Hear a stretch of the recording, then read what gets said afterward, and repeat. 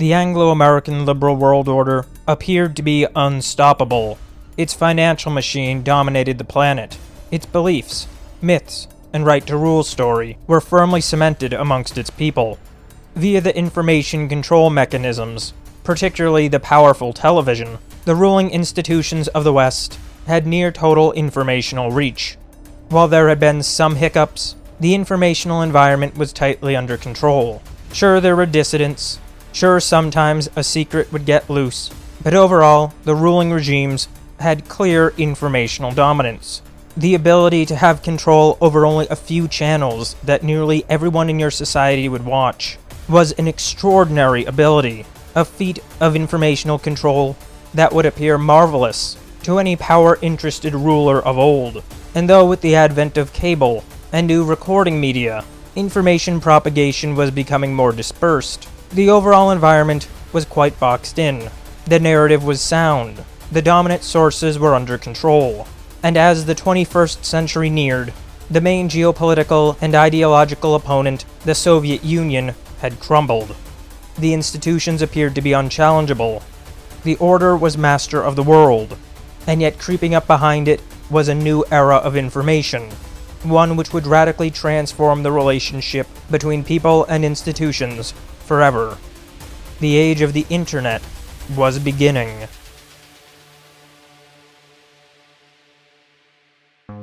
The internet was the culmination of technologies which had been built up over most of the second half of the 20th century. In the late 1950s, the US Department of Defense would begin investigating ways to achieve better missile defense, ultimately creating networks of computers. And in 1969, the first packet switching networks would be created, with ARPANET, and the Stanford and UCLA computers would be connected. The technology would grow from there. In 1971, email and early versions of forums would begin emerging. In 1983, the creation of standardized protocols would allow for disparate networks to connect. Ultimately, this would be the modern internet, as IP, Internet Protocol, was born. Yet early on, there would be a quite visible means of control, as there would be identifiable choke points that governments could exploit. In 1989, Tim Berners-Lee would create the World Wide Web. HTTP, HTML, and URLs would be created at CERN, beginning the age of the user-friendly internet. By this point, more and more consumers were buying computers, and computers had become a quite common staple of offices, yet the internet remained rather niche. In 1991, around 1.2% of Americans would be on the internet, and the internet would begin to be commercialized. In 1994, Yahoo and Alta Vista would launch, making the internet much more accessible to consumers. The following year, McIntyre v. Ohio Elections Commission would go before the Supreme Court, with a ruling that would protect anonymous speech online. At the same time, early VPNs were being developed, and different visions of the internet were emerging, one more controlled and averse to anonymity, yet one quite favorable to anonymity, and seeing the technology as a great source of freedom. Yet that same year, Chris Lamprecht would be the first man banned from the internet, a software developer who had been sentenced to 70 months in prison for money laundering, showing that perhaps the government and legal system could enforce itself on the internet. In 1996, the Communications Decency Act would prohibit indecent online content. Much of these provisions would be overturned in the 1997 Reno v. ACLU Supreme Court case, yet one very powerful bit of legislation would be established here, Section 230, which would protect online platforms from the communications of their users. The 1990s would see a rapid expansion of the internet, with widespread commercialization, and on the media and propaganda front. Here, advertising began to be explored. Some of the earliest forms of online advertising were banner ads, while governments were investigating quite thoroughly the potential to gain control of internet communications and to keep it in line with the discourse and information that they preferred. Cookies would begin to be used at this point, and they would be used for basic ad tracking. This would lay the groundwork for digital surveillance. And in 1998, Google would be founded. It would provide search based on a link structure, a structure which many users found to be much easier to use. Google's technology would lead to search engine optimization becoming a competitive tool for commercial and political narrative curation. Around this time, as the 90s were ending, we saw the development of social media. At this time as well, blogs were beginning to expand. In 1999, Blogger.com would launch. And all the while, the internet's usage was expanding rapidly. Yet in 2001, the Patriot Act would be one of the most aggressive moves of digital control to date. The Patriot Act allowed for much more surveillance, and for direct government control over digital communication. It was quite evident the power that was in the internet, how it could be used for networks to form, how it could be a very powerful source of information for the population, how much communication it could handle, and ultimately governments, corporations, and institutions were beginning to realize that soon much of the informational field might live on the internet. In 2003, WordPress would launch, creating an open-source blogging and website technology, and within only 10 years, it would power millions of websites. These years were beginning to see a new internet, one which would ultimately become known as Web 2.0. In 2004, Facebook would launch. It would be a pioneer of website terms of service, maintaining for itself the power to censor and curate user speech. The race to get some grip on the internet was heating up. Around these years, early cybertroop activities were beginning. Governments like Austria would begin organized social media manipulation campaigns, and this was spreading around the world. The following year, Twitter would launch, laying the groundwork for precise and targeted political and social messaging. And the next year, in 2007, the iPhone would launch. While the idea of a smartphone had existed prior to the iPhone would prove to be a major turning point. This would begin an entirely new era for the internet, one where people carried around the internet with them, one where governments were quite interested in maintaining some control over the informational field, and were exploring ways to get a grip on the internet, one where large tech companies were beginning to emerge as powerful players in the communications and media fields, and as the true power of social media would be displayed in the 2008 Obama campaign, where the campaign team behind Barack Obama's presidential bid would use social media, and particularly Facebook, to great effect. It became clear that, indeed, there was immense political power to be had on the internet, and particularly on social media. Government spending on manipulation would explode globally, and we would begin to enter today's smartphone, social media, and censorship internet.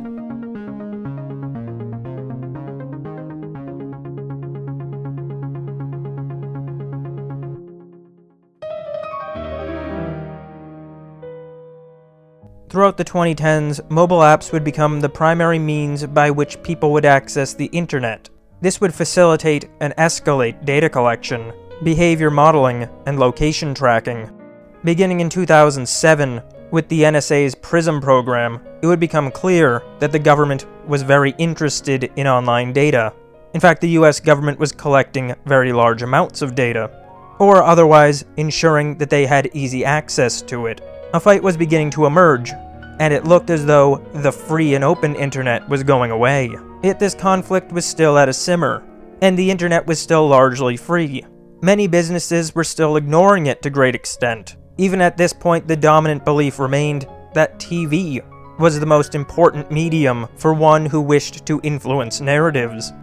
That would all change surprisingly suddenly. In 2014, Facebook's ad revenue would surpass that of print media. Facebook had proven its business model and its incredible power via the use of its algorithm to maximize engagement. The model was quite simple, that it wasn't the content that mattered. What mattered was the amount of time which users spent on the website. The goal of algorithms like Facebook's wasn't to direct users to look at any particular thing, but instead to train algorithms to show users whatever content was found to lead to the most engagement. It became quite evident, however, that this was emotionally heavy content. Content which made people upset and produced conflict would lead to people staying on the site longer than other more benign content. This was creating an environment where the social media algorithms were showing users content that would upset them, that would cause outrage, that would cause fighting. And it wasn't that this was the goal going into it, yet it was quite clear that people being upset, people being angry, was what kept eyes on screens. Seeing that Facebook's revenue had surpassed their own, powerful legacy media firms like the New York Times would realize that they had a real problem, and that they had underestimated this upstart competitor. They had underestimated the sector as a whole, and quite rapidly, the media companies began to shift their focus to Silicon Valley. They began seeing them more competitively and more adversarially. That same year in 2014, Edward Snowden would leak information demonstrating the true scale of the NSA's information gathering. This prompted a public response, reflecting on just how much information about themselves now existed online. People began to think, how much could be ascertained about them if one had access to what they did online? If one had access to all that information about them, about their habits, about what they look at, about their communications. There was a real mental shift going on, and it was clear the raw political and social power which was now housed on the internet. The government wanted to get a hold of it. All world governments wanted to influence their own populations and the populations of other nations. Tech companies became enormously valuable, as these algorithms and these large network effects generated extraordinary revenues. And while powerful media companies began fearing that they may lose their spot, that they may lose their tremendous influence and control over narrative to Silicon Valley, many of the world's greatest powers began going to war, a war for control over information. 2016 would ignite this powder keg to an entirely new level of conflict. Following the 2016 election, many within the Washington establishment, and particularly many amongst the Democrat Party, viewed the election outcome as something that was not supposed to happen. They looked at just how much political discourse was now occurring on social media, and the institutional argument was thus, that the election went wrong, and that the little people were not supposed to do that. That would not happen if it weren't for these meddling tech firms. They began to point to foreign actors who were active on social media platforms. They began to point domestically, point to groups who now had a voice who wouldn't previously in the old informational environment. And so, to the liberal establishment, the social media companies were now an enemy. They were the greatest threat to the ruling class. They were the greatest threat to the ruling order. And so, many of the most powerful institutions of all the West began to put the screws to Silicon Valley. At the same time, the Brexit campaign had proven successful in the United Kingdom. The power of social media communication was evident to the ruling regimes across the liberal world order. Perhaps this could be a true threat to their power, to their institutions. Perhaps this could be a threat to their narratives, and that was simply not tolerable. At the same time, during these years, much of corporate America, and particularly many of the financial firms, were still feeling the heat from the 2008 crisis. They needed some way to deflect from the negative sentiment, some way to bring the narrative back on their side. So many of the most powerful institutions of the order all had similar problems. Following the protracted war on terror, there was also increasing distrust of the order itself. Narrative control needed to be re-established. And thus, in the latter half of the 2010s, control over narrative became an all-out war.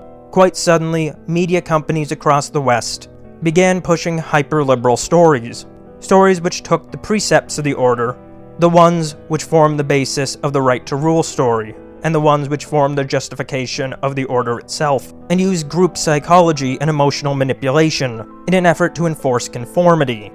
All of a sudden, terms like misogyny, racism, institutional racism, xenophobia, homophobia, biphobia, ableism, and transphobia were splattered all across the nations of the order. It was inescapable, and it was an onslaught. People initially did not have defenses, as the stories of how absolutely terrible all of society was, and how we all had to double, no triple, no quadruple down on liberalism, rested on precepts that people had already accepted. They rested on the precepts which people used to enforce social conformity. They rested on the right to rule story, and they rested on fundamental assumptions which people held. Immediately, people knew that there was something wrong with this, but as it was all based on the already assumed beliefs, and the beliefs that people had been self-policing since the end of the Second World War, people found that they did not have any real defense. How could one form an argument against such assertions? for one would have to disagree with the fundamentals of the liberal belief structure itself. Yet people began to notice what was wrong with these stories, what was wrong with these arguments. And yet people found that as they tried to counter them, suddenly their social media would lose reach. Perhaps they would simply stop getting new subscribers. Perhaps people would simply stop seeing their material. Perhaps people wouldn't see their posts. And quite often, perhaps they would simply be banned off of platforms. A rapid and sudden coup had been implemented, and the internet was beginning to be locked down. At this point, the goal was total narrative control, and for a few years it had a great degree of effectiveness, yet it built up some quite powerful resentments.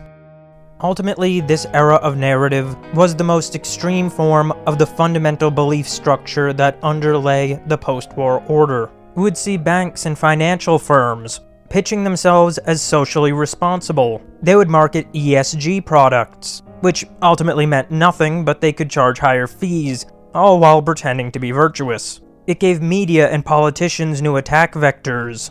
It allowed enormous funds to be raised by NGOs and activists. And yet, for the institutions who thought that they had a marvelous narrative tool, it proved to be a double-edged sword, as it lay on many pre-existing philosophies, particularly those that were mainly present in academia. It created a quite difficult cycle for many of these institutions. As students would imbibe the messages, they would become enthralled by these beliefs, partially in universities and partially on social media platforms like Tumblr. Then they would enter the institutions of power.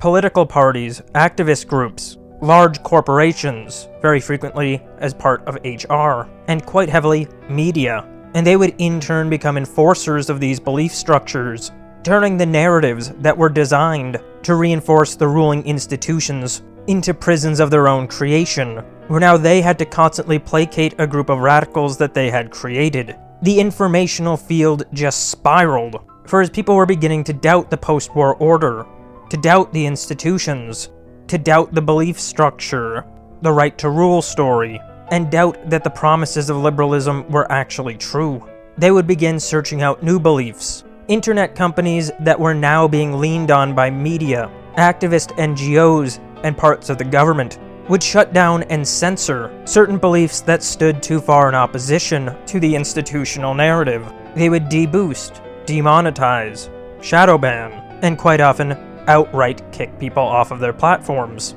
all while constantly having to double down on the institutional narratives. It was a vicious cycle. This was being propelled by true believers, by political opportunists, and increasingly risk-averse management teams who were simply afraid to go against the current. It was an all-out war of information, a war for the dominant narrative. And through these years, many new techniques would proliferate. Computational propaganda would be born, where bots would act as real people on the internet, spreading messages and attempting to influence. There would be intentionally constructed echo chambers, sectioned off sub-networks on the internet, designed to keep people interacting with only certain narratives, and with others who reinforced their beliefs. With the vast amount of information being gathered, ads and content would become more targeted, and this targeting would become incredibly effective, as increasingly sophisticated programs became able to determine what would be most effective for individuals. This would be like the social political analysis that we looked at in the last episode, though it could now be personalized to a much greater degree, and with much greater effectiveness. Computer-generated imagery would proliferate. Sock puppet accounts would be used on social media, where fake profiles would be created and be operated by somebody who was not who they appeared to be, with the intention of pushing messages which would not be received as effectively if the true identity of the account holder were known. There would be censorship on the corporate and government levels across the West.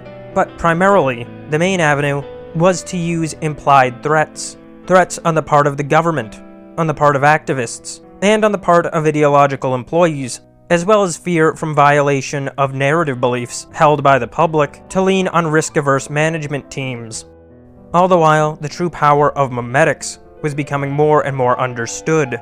Very often when people think of memetics, or think of the term meme, they think of a simple, goofy, funny image that proliferates on the internet. Yet this is only one example. Ultimately, the term refers to a small, informationally dense unit of culture, defined by Richard Dawkins as equivalent to culture as what a gene is to an organism. With vast amounts of data and billions of people constantly in communication, many people would put an enormous amount of time and resources into studying what sorts of communication propagated the best. And so new mimetic theories would emerge. We would see many failed attempts, like the Elizabeth Warren meme team, things which come off as stale and lame and unnatural. We would see the attempt of corporations to use memes, like putting an advertisement in a meme format, and these really wouldn't work very well. Yet there were other players who were able to figure out how to propagate information to enormous effect, and how to do so via naturally occurring networks. These years were fraught, and were a tough fight for the control of information. In 2017, the adpocalypse would occur, where major advertisers would pull back from very large social media websites, particularly video sharing and streaming sites like YouTube and Twitch. This would be a major driving force for the risk-averse management teams. They would become more restrictive and draconian, fearing the risk of advertisers leaving them should they allow certain messages to exist on their platforms. All the while, many of these firms who were buying the ad space were themselves feeling similar pressure. The pressure to conform to the narrative environment was immense. In 2018, the Cambridge Analytica scandal would emerge, where the powerful data analytics capability of Cambridge Analytica would demonstrate the true scope of data collection and the sophistication of analytics to target and manipulate the population for political purposes. It was clear just how much power now rested on internet communication. This fight was fierce, a fight between the most powerful people in the world, between multi-hundred-billion-dollar companies, and yet all the while, the dissidents could never be removed. If anything, they only grew more prominent, as the restrictiveness of this era was just too overbearing for so many people, as the enforcement of ruling institutional narratives became self-parody at a point. It was too unbelievable, too strictly enforced, and yet in these years it still had great strength that would be fully on display as the conflict and media control would reach a fever pitch beginning in 2020.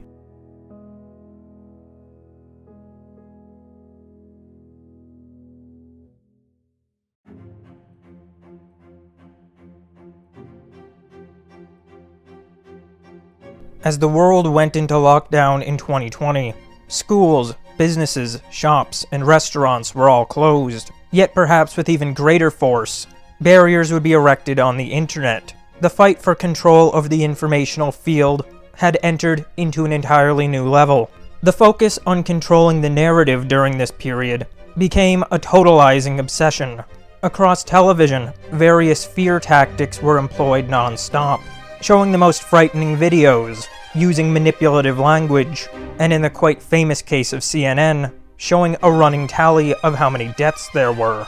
Media firms across the world were marching in lockstep to enforce the same narrative, the narrative of lockdown. Initially, this garnered a widespread fear response. Yet over time, as people began to feel that the information was incongruent, figures would begin to challenge these narratives, yet more than had ever been seen in the past. Figures, including very prominent and well-respected figures in the medical field, would find themselves simply removed should they disagree with the institutional narrative.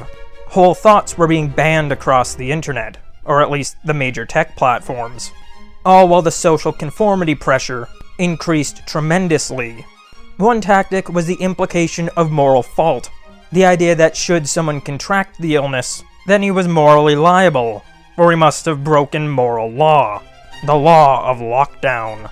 The subtle injection of this element yielded enormous effect, for people would begin to find that if they got sick, they had to justify it. No, I didn't do something wrong. It was my roommate, the immoral one. The language construction and constant onslaught of frightening imagery and exaggerated language would lead to an aggressive environment of self-policing, all while tensions ran high as so many people were stuck at home.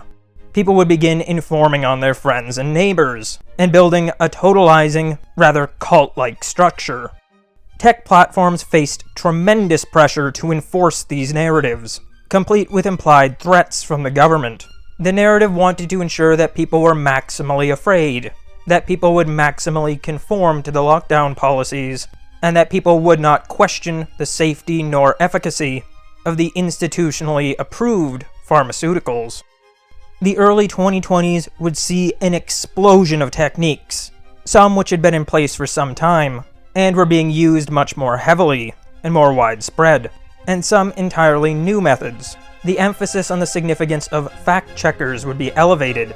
The method here was to have an institutional narrative-aligned set of groups who would look upon institutional stories and as fabricated third parties who would find that the institutions were telling the truth, while the dissenters were wrong or lying.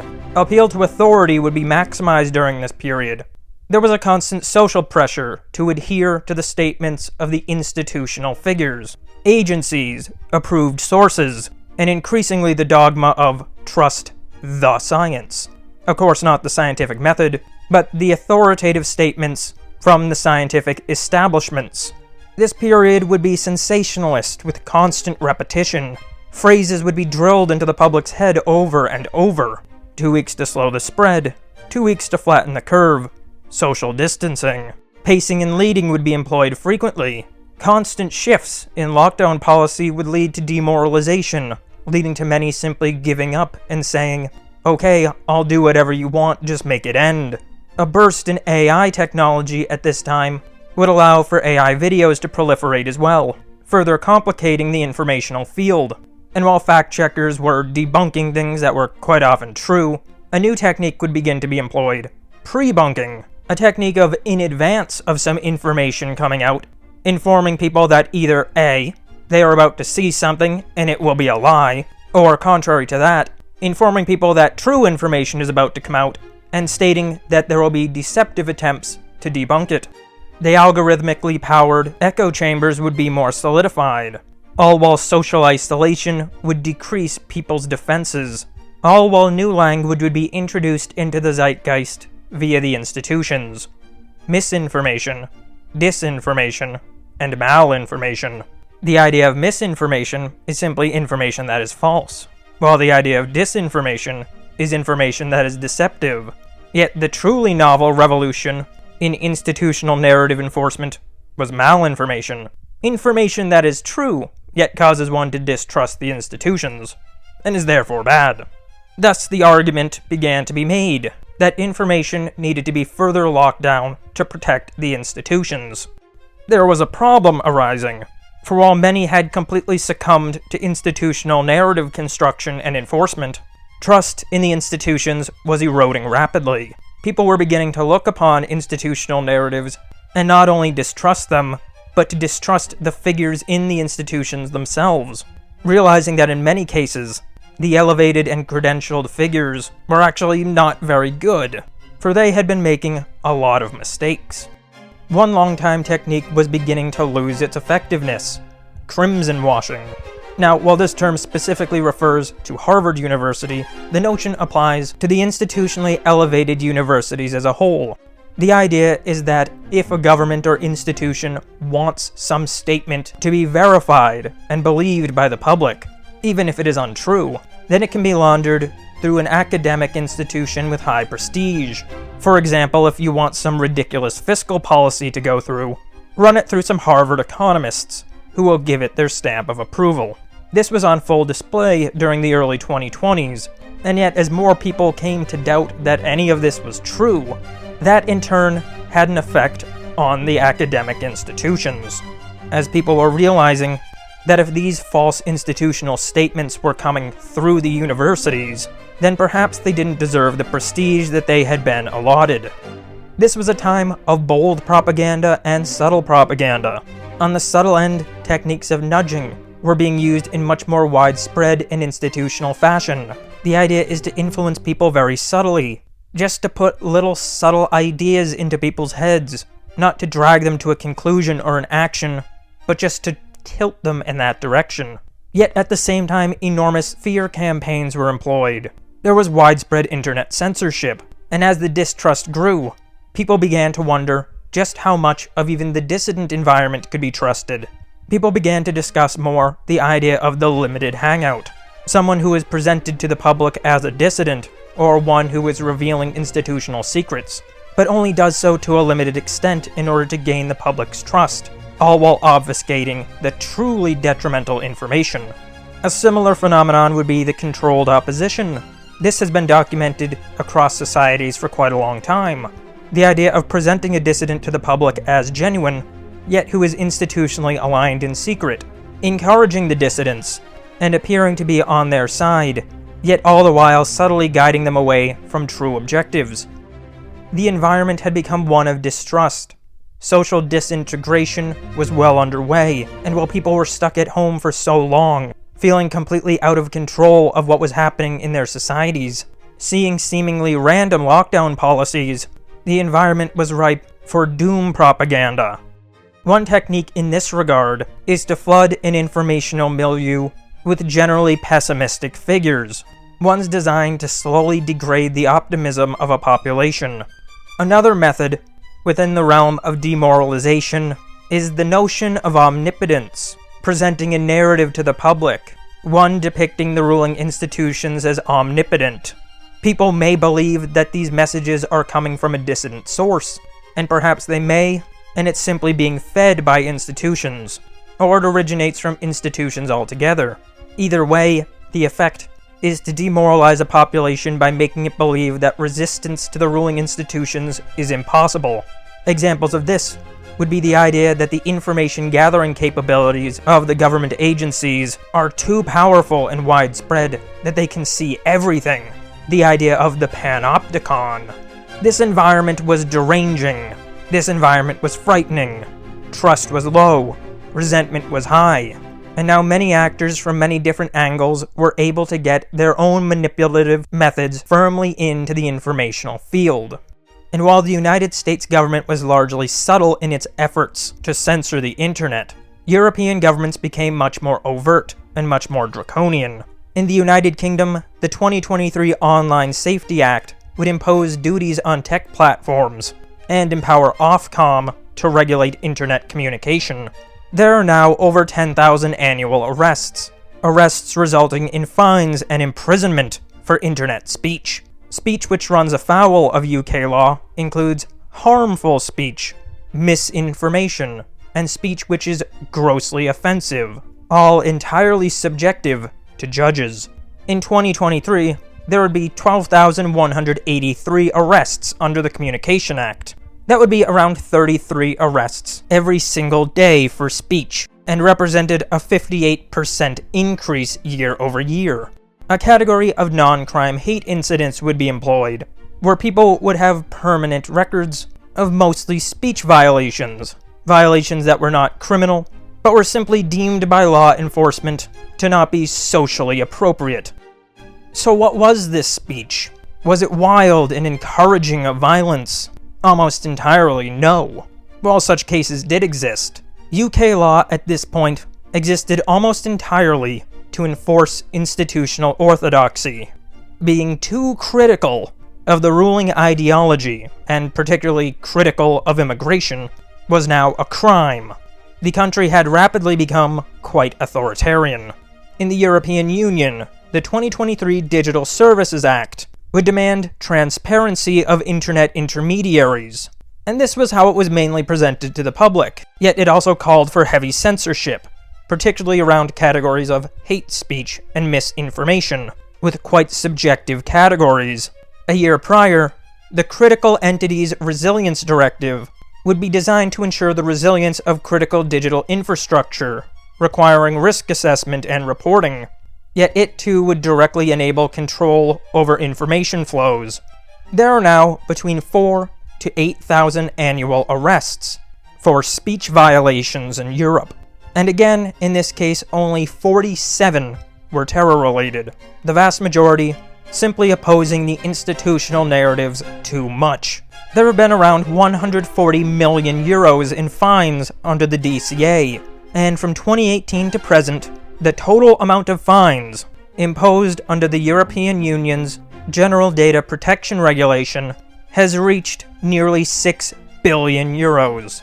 Germany saw 3,500 arrests for speech in 2023, and it is now a crime to insult somebody online. Back in 2020, an executive order preventing online censorship would demand an end to selective censorship from tech platforms, yet this was largely symbolic, and as the years would go on, it would become quite clear that the internet was being locked down. Yet in recent years, the United States has begun going in a quite different direction than Europe.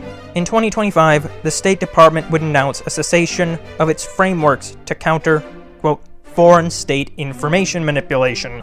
Ultimately, the State Department viewed this work as building a censorship apparatus, and it has been called off. And in 2025, the FTC would launch an investigation into how tech platforms deny or degrade access. This past year as well, H.R. 908, the Stop the Censorship Act, would be introduced in the House of Representatives, with its stated aim to prevent selective censorship online. There are many different courses of action in the works, across the executive and legislative branches, within the court system, and on the part of private companies and individuals. The United States appears to be going in the direction of a more open internet, while Europe and the United Kingdom are doubling down on a state-controlled internet. The models are dichotomously opposed, and as we go forward, we will have to see what wins out. Will the internet be different in different parts of the world? Will someone in Britain or Germany have a very different internet than someone in the United States? We have already seen that this is quite possible, with the Chinese internet being quite different. So now here we stand with a quite uncertain future.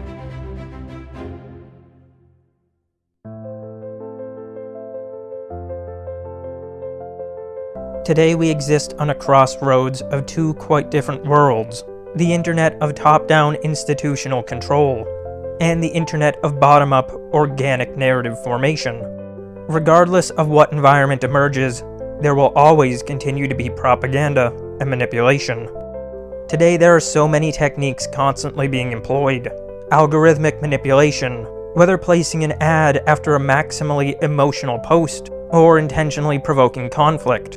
There are vast networks of bots and sock puppet accounts that create the image of a lively world full of real people one is interacting with, yet who are synthetic all the while. Increasingly, posts and figures online who exist organically are being algorithmically manipulated. The idea is to create the false image of popularity and consensus, to flood people's social media with narratives that are convenient to certain parties. Very often these narratives appear to be contrary to the ruling institutions, and this all goes back to what we talked about earlier. The goal is your attention. To the factions of power, it's quite alright if you are angry. It's quite alright if you disagree, but you must be distracted. You must unthinkingly continue to go along with the system. You must waste your energy going down rabbit holes and working on useless projects. And that's the next frontier of our informational environment. The goal is your attention. To pay attention is actually quite a steep price, as one's attention is an enormously valuable resource. Doubtlessly, you will hear half-complete stories, presenting simplified narratives, and leading you to useless conclusions that fill you with outrage. Perhaps some geopolitical event, something you are told a simple story about, while in reality, most of the actions today on the level of power are much more complex, with many moving parts. Perhaps you become bombarded by the statements of foreign leaders. Perhaps some new figure or some new groups will come across your social media feeds. You will come to believe that there is an enormous shift and that you had better get on board. Perhaps you will hear again and again that your heroes, those who you believe in, cannot be trusted. The erosion of trust is a very powerful weapon. Perhaps you'll hear of the omnipotent enemy, or the all-powerful panopticon. You'll be bombarded with outrageous stories, fear-inducing horrors, narratives to make your blood boil and to fill you with contempt. Perhaps there will be a story that the institutions of power keep dangling just over your head, saying that this is the one that will bring them down. Yet ask yourself if cable news would really be showing you such a thing. You will be made to be radicalized to useless ends, to act unthinkingly, to waste your time on incomplete stories, to fear being the odd man out when sudden new notions come across your feed. You will be thrown in every which way and all the while, your attention will be drained, accomplishing nothing. This is a very difficult informational environment to navigate, yet it can be done. However, it calls for a great deal more caution, a great deal more thoughtfulness. Most people will not accomplish this, but that's all right, for not everyone has to. But yet some will. Some will have to shoulder that burden. Quite likely they will feel out of place. They will feel as though when speaking to people that they are not understood. It is a difficult task, a heavy burden, and yet it is what must be done as we go forward into this new age. Navigating this informational field will be very difficult, but to those who can, much will be given. And that's what we have going forward. Yes, there will be fights over power and the future of the world order. But it will also be a time that rewards the patient, that rewards the thoughtful. And it will require all of us committed to this endeavor to develop and hone our techniques. The future could be marvelous, or it could be horrific. And that will depend on us. That will depend on the world that we choose to build. And as we go forward, we must remember that there are many resources of great value that are out there. Yet among the greatest and most immutable is the precious resource of one's attention.